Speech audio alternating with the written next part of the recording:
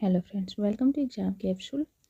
तो आप सभी जानते हैं कि हम लोग जो अभी साइंस का क्वेश्चंस अटेंड करते हैं, जिसमें हमारा चैप्टर है प्रकाश, जो कि हमने इसका एक फर्स्ट पार्ट पढ़ लिए थे। आज हम लोग इसका सेकंड पार्ट करने वाले हैं।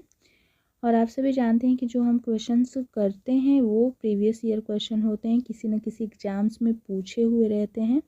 जैसे आप देख सकते हैं यूपीपीएससी प्री में है, मेंस में भी है, और एसएससी जीडी, ज़्यादातर यूपीएससी पीसीएस मेंस में ये पूछा हुआ क्वेश्चन है, जिसको आज हम लोग कवर करने वाले हैं, जो कि प्रकाश चैप्टर का सेकंड जो है पार्ट है। ज़्यादा क्वेश्चंस थे तो हमने उसको 2 पार्ट में तोड़ लिया था। चलिए तो ठीक है, हम इसको स्टार्ट करते हैं, जिसमें दिया हुआ है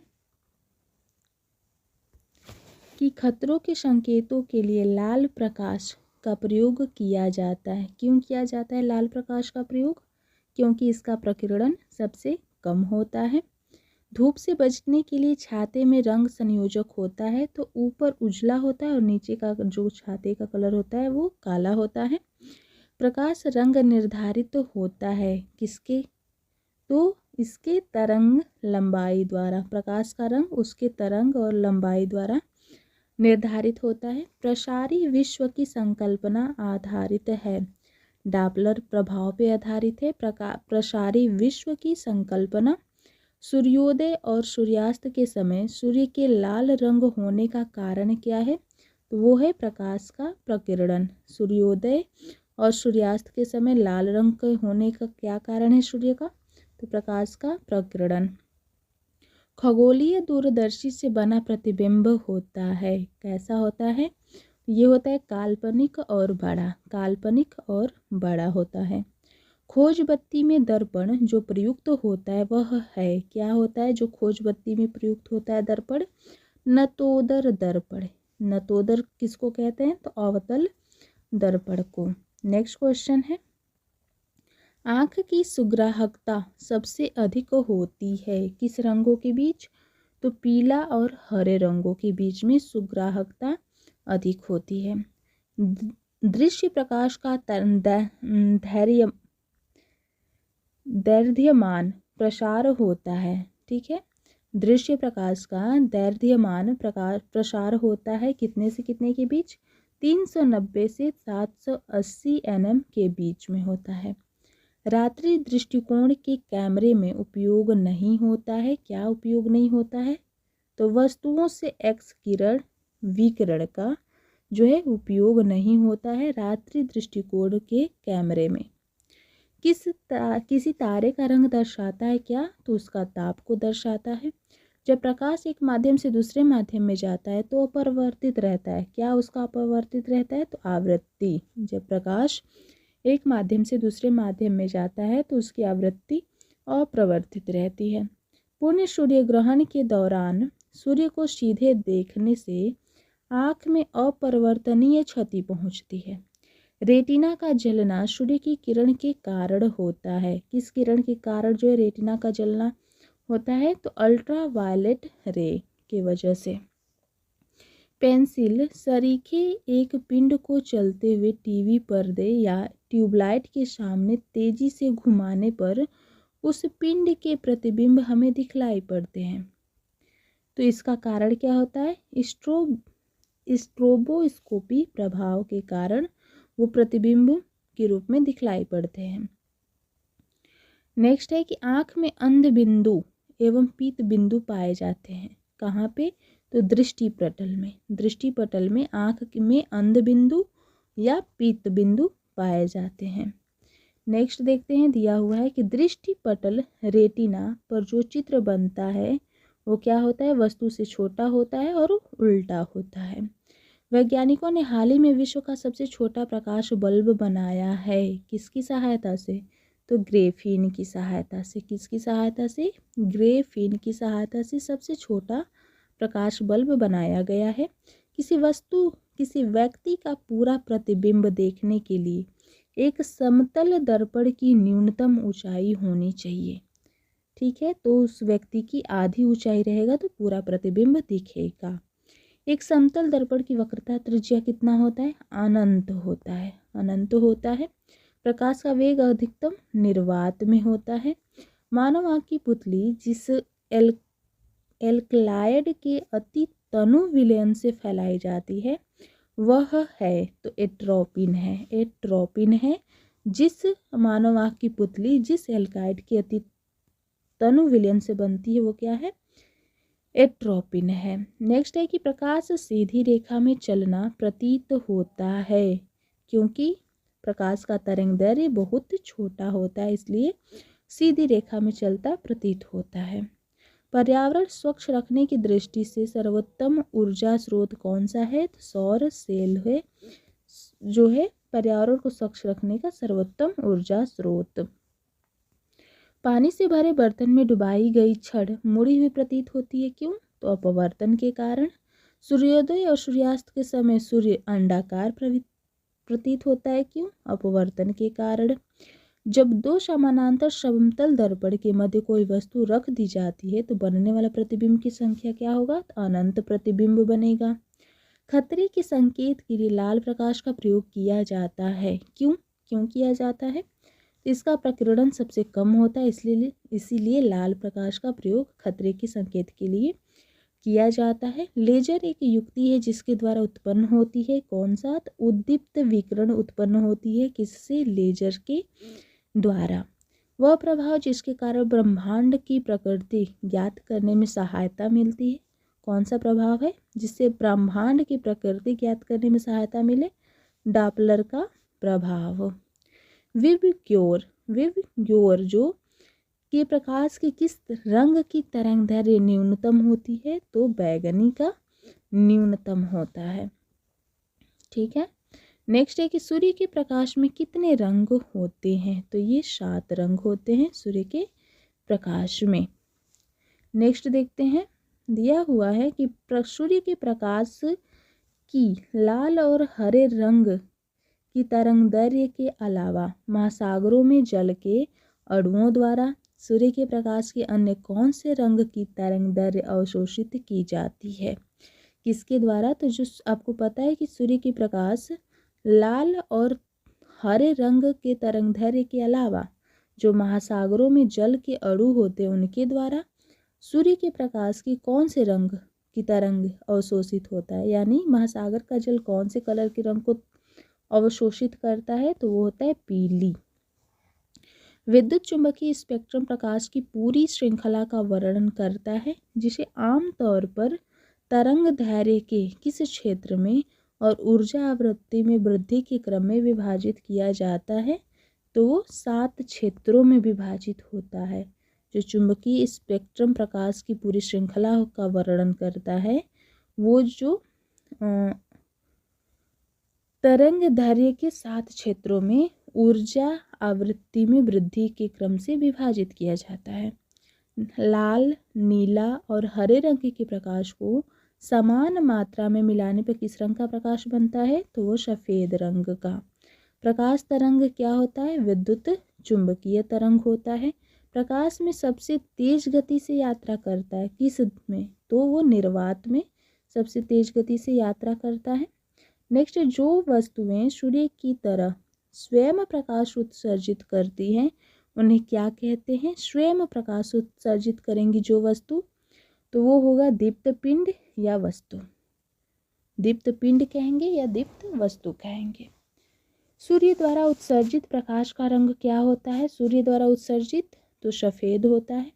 सूक्ष्म निलंबित कणों वाले किसी माध्यम द्वारा प्रकाश किरण के प्रकीर्णन को कहा जाता है, तो क्या कहा जाता है? प्रकाश किरण के प्रकीर्णन को टिंडल प्रभाव, टिंडल प्रभाव। सूर्योदय और सूर्यास्त के समय सूर्य का लाल रंग दिखाई देना क्या होता है? तो लाल को छोड़कर के अन्य सभी रंग प्रकीर्णित हो जाते हैं उस समय, तो सिर्फ लाल रंग दिखाई देता है। आकाश का रंग नीला दिखाई देता है क्योंकि वायुमंडल में नीले रंग का प्रकाश दूसरे रंगों की तुलना में अधिक क्या होता है? प्रकीर्णित। जो कलर ज़्यादा प्रकीर्णित होगा वही दिखाई देगा। जैसे यहाँ पे सभी रंग प्रकीर्णित हो जाते हैं तो लाल रंग बचता है तो वो दिखाई देता है, और यहाँ पे दिया हुआ है कि जो है दूसरे रंगों की तुलना में अधिक प्रकीर्णित होता है, नीला रंग। नेक्स्ट है, आकाश के नीला दिखने का कारण क्या है? तरंगदैर्घ्य कम होने के कारण नीले रंग का प्रकीर्णन सरलता से हो जाता है। ठीक है, नीला रंग का जो प्रकीर्णन है वो कम हो जाता है, इसलिए वो सरलता से होता है।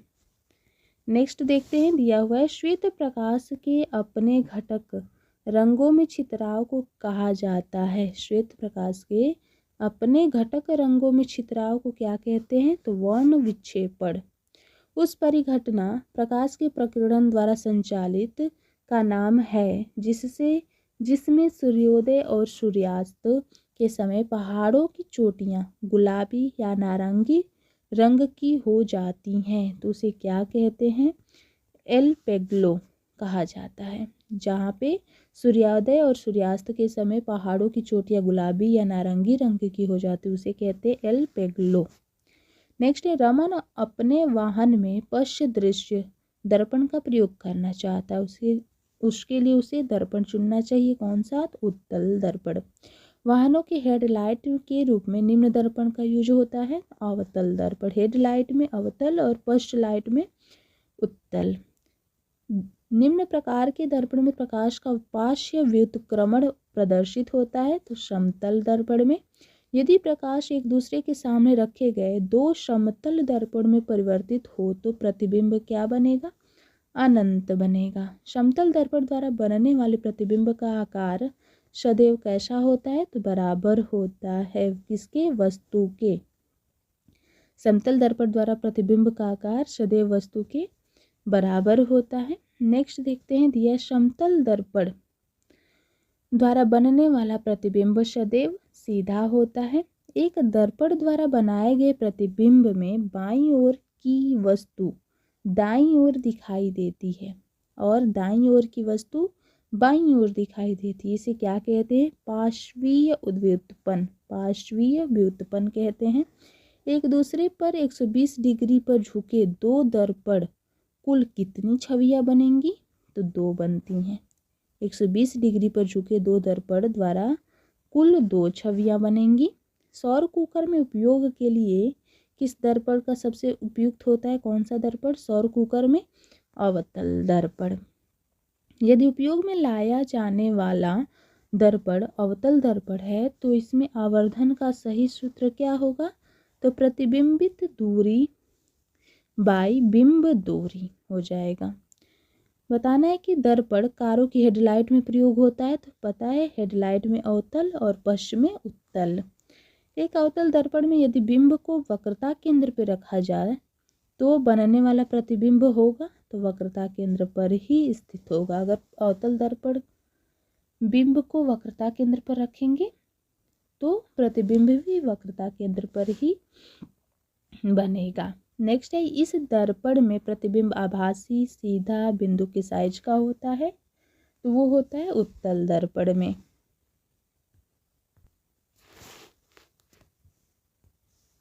नेक्स्ट है, प्रकाशिकी में किसी पदार्थ का अपवर्तनांक सूत्र है n बराबर c/v से दर्शाया जाता है। तो जहाँ c क्या है? निम्न है, निम्रवात में प्रकाश की गति है। ठीक है, अगर किसी पदार्थ का प्रकाशिकी में अपवर्तनांक सूत्र होगा n बराबर c/v, तो c क्या होगा? निर्वात में प्रकाश की गति। प्रकाश की दिशा में होने वाले परिवर्तन की घटना जब एक माध्यम से एक अन्य माध्यम में से होके गुजरता है तो क्या कहलाती है? अपवर्तन। जब प्रकाश तरंग एक माध्यम से दूसरे माध्यम में प्रवेश करती है तो मूल पथ से वो भटक जाती है, विचलित हो जाती है, तो इस परिघटना को क्या कहते हैं? तो कहते हैं अपवर्तन। एसएससी सीपीयू में और ये वाला जो क्वेश्चन एसएससी सीजीएल में पूछा हुआ है। निम्न का अपवर्तनांक क्राउन ग्लास के सबसे निकट है, कनाडा ग्लास। ठीक है, क्राउन ग्लास के निकट अपवर्तनांक किस ग्लास का है? कनाडा वाल्सम का। कनाडा वाल्सम का। पानी में पैदा होने वाले बुलबुलों में जो चमक होती है वह किस कारण होता है? तो प्रकाश के पूर्ण आंतरिक परिवर्तन के कारण होता है।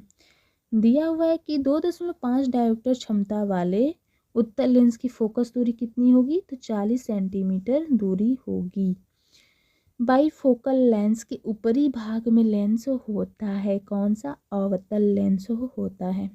निम्न लेंस सदैव आभासी, सीधा और छोटा प्रतिबिंबित होता है। अवतल लेंस जो है आभासी, सीधा और छोटा प्रतिबिंब बनाता है। यदि किसी वस्तु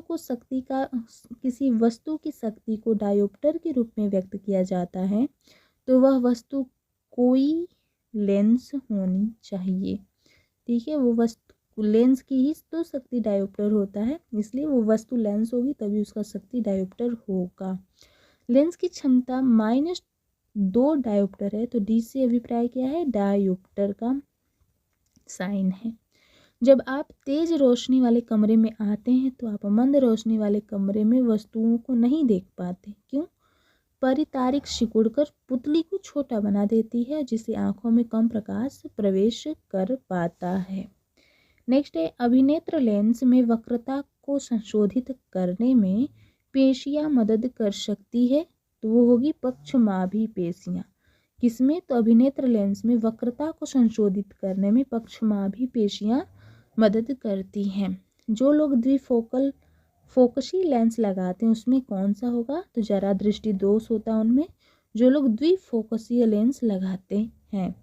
जरा दूरदर्शिता को सही करने के लिए आमतौर पर किस प्रकार के लेंस का इस्तेमाल किया जाता है? जरा दूरदर्शिता तो भी पढ़े हैं, द्विफोकसी लेंस का।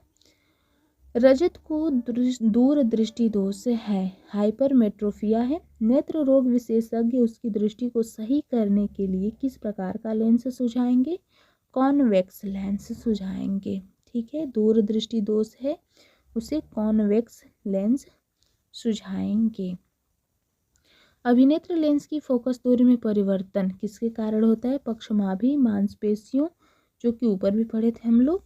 नेक्स्ट देखते हैं, दूरदृष्टि वाले व्यक्ति को सुस्पष्ट पढ़ने के लिए सामग्री को कितनी दूर यानी सेंटीमीटर में रखना होगा? तो 25 सेंटीमीटर तक ही सुस्पष्ट पढ़ा सकते हैं दूरदृष्टि वाले, दीर्घ दूरदृष्टि दोष वाले। नेक्स्ट क्वेश्चन है, दिया हुआ कि मानव के अभिनेत्र लेंस के पतला होने पर फोकस दूरी क्या होती है? बढ़ जाती है। पहला यौगिक माइक्रोस्कोप बनाया किसने? जकारियास जॉनसन ने। एक पेरिस्कोप का उपयोग करता है 2 समतल दर्पण का। एक पेरिस्कोप का उपयोग करता है तो 2 समतल का एक पेरिस्कोप का उपयोग किया जाता है। प्रत्यक्ष किरण और सौर विकिरण के मापन के लिए किस उपकरण का प्रयोग होता है? तो पायरेलियोर्म। प्रकाश का अलग अलग रंगों में होने वाले बंटवारे को कहा जाता है वर्ण विक्षेपण। इंद्रधनुष के रंगों में सबसे लंबी तरंगदैर्घ्य होती है, लाल रंग की तरंगदैर्घ्य सबसे लंबी होती है। बारिश के बौछार के बाद एक इंद्रधनुष के निर्माण की प्रक्रिया में सूर्य का प्रकाश छोटे पानी की बूंदों के माध्यम से क्या होता है? वर्ण विक्षेपित हो जाता है।